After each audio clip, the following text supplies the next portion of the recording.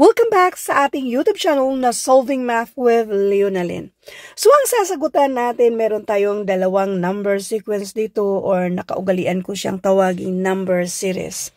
So dito muna tayo sa una. We have 0, 3, 8, 15, 24. Tapos yung hinahanap natin pero meron pang last number na 48.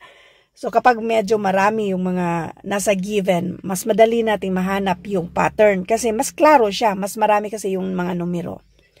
So since dahan-dahan siyang umakyat, pinaka number 1 talaga natin gawin, no? Kunin ang difference. Kung meron ba tayong makukuhang pattern dito, ang difference ay 3. Bigger number minus smaller number lang tayo when it comes to difference. So mukhang dito pa lang, klaro na yung mga increasing odd numbers 3, 5, 7, 9. So, malamang plus 11 tayo dyan. 24 plus 11, this is 35. So, try natin anong next sa 11. 13. Sa mga nalilito, ma'am, paanong 3, 5, diba? Difference siya. So, pwede nyong itanong paanong naging 11 yung next after sa 9.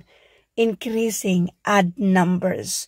So, ito yung mga odd numbers, 3, 5, 7, 9, 11, 13. Mag-plus 2 ka lang dyan ba?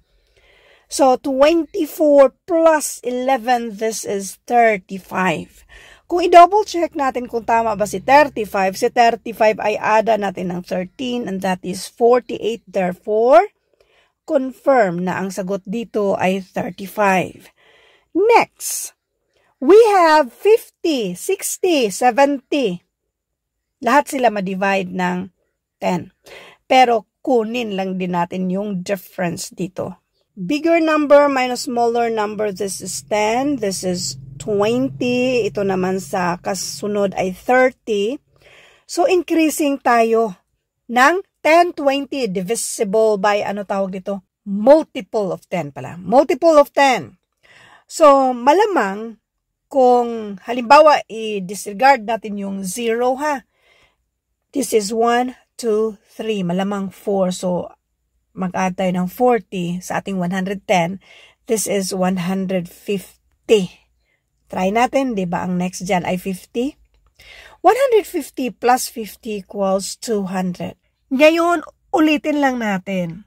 So, yun na nga. Kukunin natin yung difference dito. This is 10. 20, 30, obvious na yung pattern. Bali, multiple of 10. 10, 20, 30. So, ang next dito ay 40. 110 plus 40, this is 150. Para ma-double check kung tama ba si 150, ang next na ating 40 ay 50. 150 plus 50, that is exactly equal to 200. Therefore, ang 150 na sagot ay tama.